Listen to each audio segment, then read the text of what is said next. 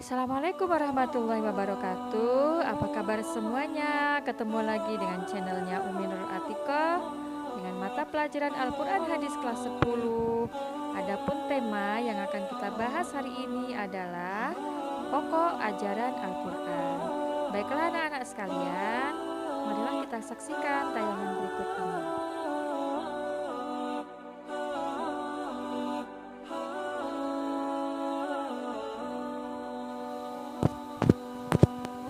Tujuan pembelajaran yang akan kita capai yang pertama adalah peserta didik dapat mengetahui kandungan pokok Al-Quran. Yang kedua, peserta didik dapat menganalisis pokok kandungan Al-Quran. Dan yang ketiga, peserta didik dapat mengamalkan pokok kandungan Al-Quran. Adapun materi pokok ajaran Al-Quran yang pertama adalah tentang pokok-pokok ajaran Al-Quran itu sendiri. Dan yang kedua, bagaimana kita menerapkan ajaran Al-Quran dalam kehidupan sehari-hari.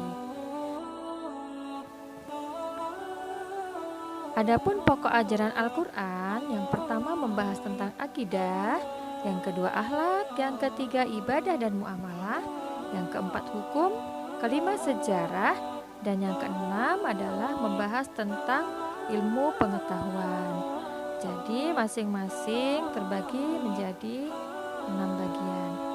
Yang pertama, akidah. Menurut bahasa, akidah adalah kepercayaan atau keimanan.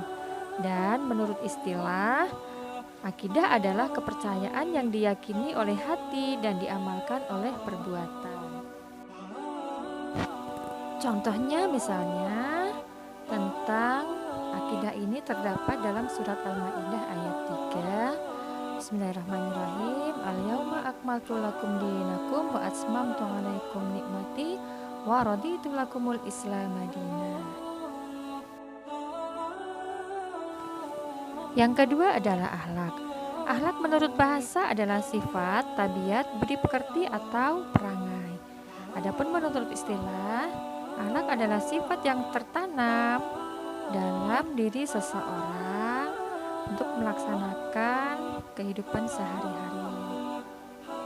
Sebagaimana firman Allah dalam surat Al-Qalam ayat 4 yang berbunyi Bismillahirrahmanirrahim, wa innaka la'ala khuluqin azim.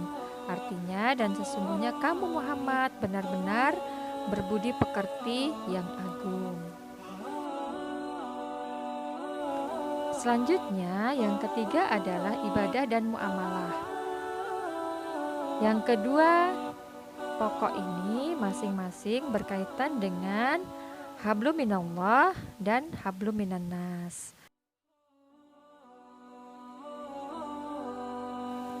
Contoh ayat yang membahas tentang ibadah misalnya dalam surat Az-Zariyat ayat 56 yang berbunyi Bismillahirrahmanirrahim wa ma khalaqtul jinna wal insa illa liya'budun.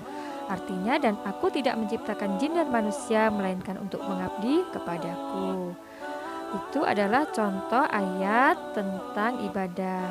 Sedangkan muamalah misalnya dalam surat Al-Jumu'ah ayat 9, ya ayyuhalladzina amanu idza nudiya lis-sholati min yaumil jum'ah fas'au ila dzikrillah wa darul bai'a wa dzalikum khairul lakum in kuntum ta'lamun.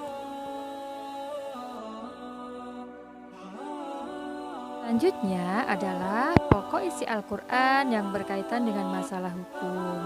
Nah, ayat-ayat Al-Quran yang membahas tentang hukum Islam ini sangat banyak sekali. Misalnya ada membahas tentang hukum pidana, pernikahan, perceraian, perang, antar bangsa, dan lain-lain.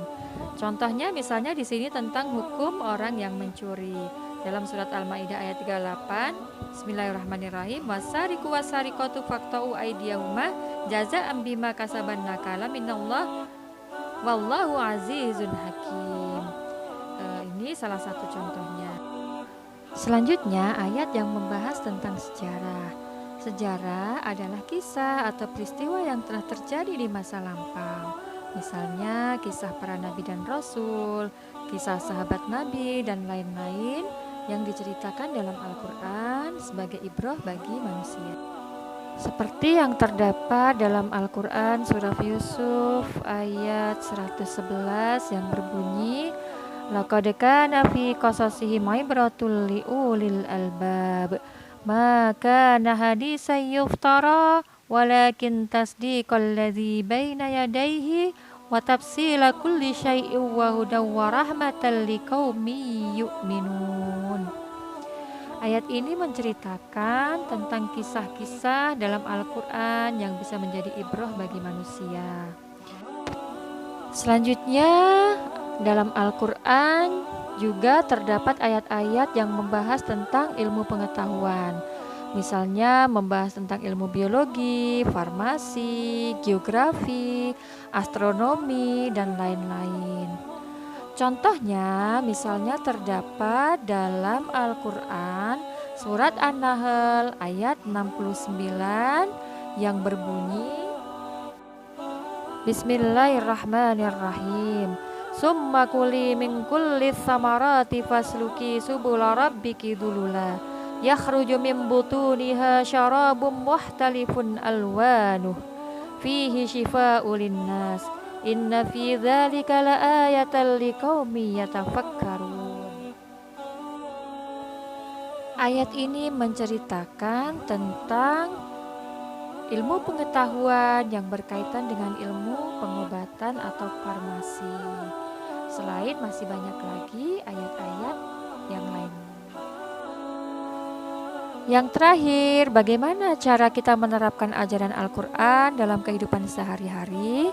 Yang pertama, kita jadikan Al-Quran itu sebagai sumber hukum Islam. Yang kedua, mematuhi perintah Allah sebagaimana ajaran Al-Quran.